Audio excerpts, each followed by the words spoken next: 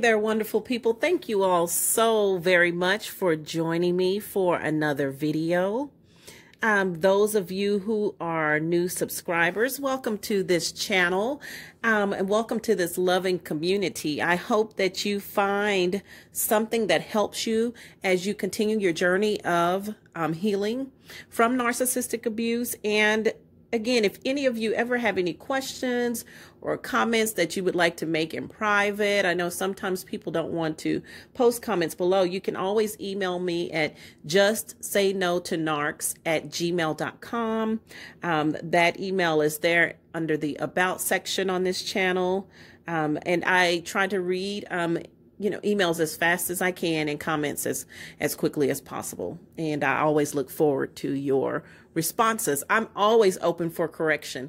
And if I find something different that definitely resonates with me, I'm going to come back and say, hey, I got it wrong. Let me tell you guys what I learned this time. So please don't hesitate to reach out.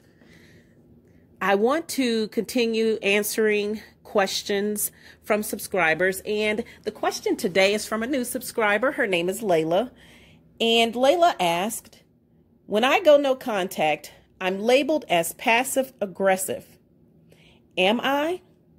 I think that is why I've tried to respond to my narcs so that they can see I have tried to engage. I'm pretty confused about what is appropriate. Layla, I hope that I can answer your question clearly and that at the end of this answer, you will feel empowered. Narcissists and confusion. Narcissists absolutely love for you to be in a confused state. When you are confused, you are open for more abuse.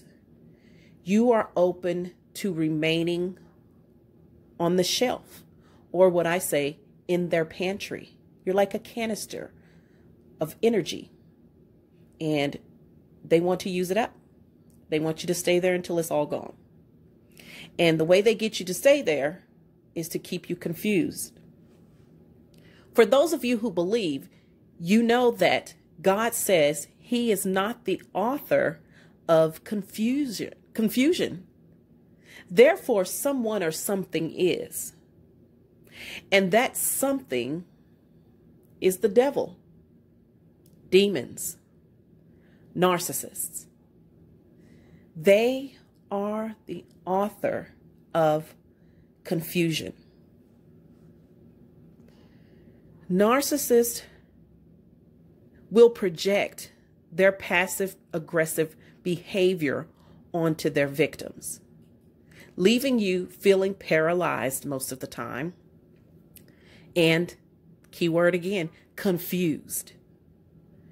And when you're in that state, you're attempting to process the darkness that has been inserted into you. There's been an exchange of energy. See, they come for the light because the darkness cannot produce the light. And they want to exchange, to take that light from you and hand over the darkness, because they need the light to put on a front for other people and for the next victim. They're always working on someone when they're with you. I don't care if it's a friend, coworker, or whatever. There's always supplying other people. So the narcissist has to exchange this energy with you, but they must trick you in order to get you to fall for it and to stay in that perpetual state of confusion. So they make you think that, oh, you're so wrong for not talking to me. I've been trying to call you. I miss you. You know that I have a troubling childhood. You know, my mother used to beat me, or my father, abused me sexually, or my siblings did this to me, or my cousin, my uncle, or friends, or coworkers. There's always some type of pity party that they want you to participate in. And when we do, it's like a hook. They've got us. Now they're going to work on exchanging that energy. And then we start to feel different, like something is not right. Like, why am I acting like this? Why am I behaving like this? When in fact, you're not.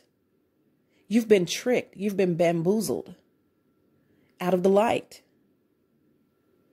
And so now you're feeling the way the narcissist feels 24/7. Because again, exchange of energy. So now that you're feeling the way that they feel, you have no idea what's going on. You're trying to ask, what can I do to be better? How can I be a better person? You haven't been a terrible person to this narcissist. In fact, you've almost given everything except for ripped your heart out of your chest. But you can't see that because of the exchange of energy, because of the projection. So you're processing their terrible darkness and feeling terrible for cutting them off and for exposing them and, all of these feelings. That's how they feel. They feel dark. They know that they are terrible people, but they don't want to carry that burden. They want someone with the light to carry it for them. And for a moment in time, they want to be you. This is why they're so envious of you. They hate you and they sabotage and smear you constantly because they want to be you, but they know there is no way for the darkness to reproduce light. So they must siphon it from you, takes a little bit out of the canister, they keep coming back, keep you in that cycle, and they keep going for some more. They go and they pretend to be you with someone else, with whoever the new person is. And that person thinks they're great, but they need this person to move quickly into a relationship, business partnership, whatever. And so because they know that they're burning this energy quickly because they are dark. And the light will fade if they don't get more supply. So when that light starts to fade, that fake false light, because they're copying you, remember, it's false. So when this copy of your light starts to fade, they come back. Who do I want to be today? Who's in the pantry? Layla, Sally, Bill, Kara, Willie, whoever. Who do I want to be today? And then they go and contact that person so that they can get supply. They want to be Bill for the next week or two. So they need to project their behavior onto Bill, exchange energy with Bill. Bill's in a state of confusion all over again. Bill did feel like he was sort of healing, but now he's like, well, what happened? Oh, he's feeling all of this horrible stuff all over again that he thinks is the problem with him when it's really the narcissist, and they've run off with Bill's light so they can go fake with someone else. Then they burn it off and they come back to pick another one off the shelf. This is what they do until the day that they die. Unless the people on the shelf in the pantry wake up and everyone leaves. Then that narcissist collapses. Because there's no one to go back to.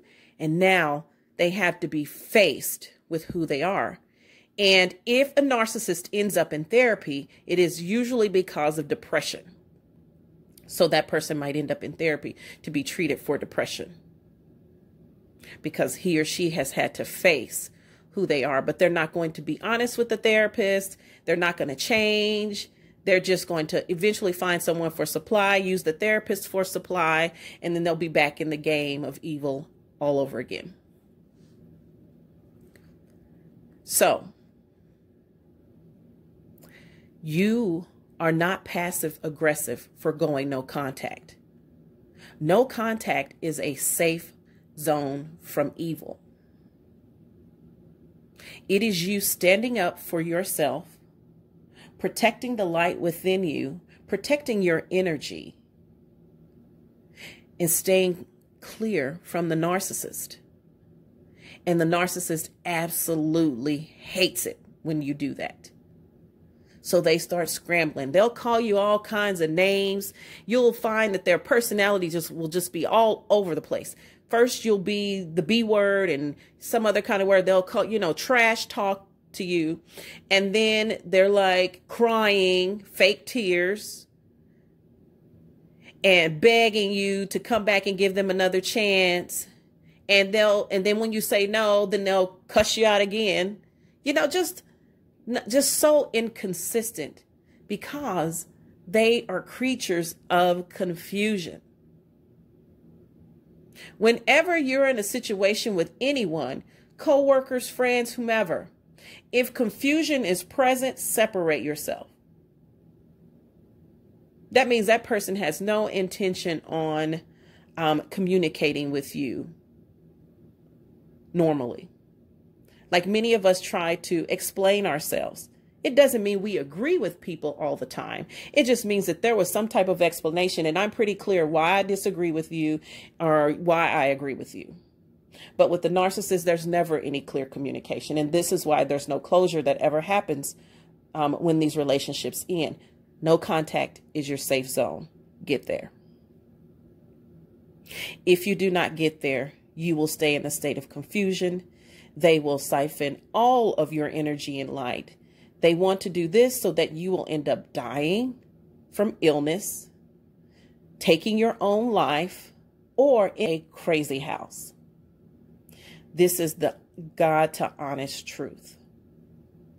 You must stay away from these people, and you must protect yourself. These are demons in human shells. They have taken over the industry of psychology so that you can feel there is something that has happened to them in their past that made them like this. This is a lie to me from the pit of hell. Because when I hear things like this, I begin to feel sorry for people. This plays on your empathy. Then you use your energy to pray for them, to try and love this out of them. And they know that there's no way. They have no intention. It's a huge operation. It is a setup. You must know the tactics of the enemy if you are going to win the war. Confusion is a very successful tactic. Do not give them the satisfaction of confusing you. Again, no contact is not passive aggressive. No contact is protecting yourself from the evil that wishes to steal your soul. If that person cared about you, they would change their behavior. But they continue to show you that they do not care about you and in fact wish you were dead. No contact. Say no to them. No is a complete sentence. If they don't want to accept no, call the police, report them. Document everything. You've got to take care of yourself. They're not going to do it. That is appropriate behavior. Self-care and self-love is appropriate when you are protecting the good within yourself. I hope that this message was helpful for those of you who may feel confused in the situations with a narcissist. Please do not be. This is exactly where they want you to be. Strengthen your mind and your soul by finding quality content that feeds you and empowers you to be a better you than you were yesterday. Thank you guys for sharing your time with me. I hope you have a wonderful weekend, and I'll see you on Sunday with my Sunday message. God bless you.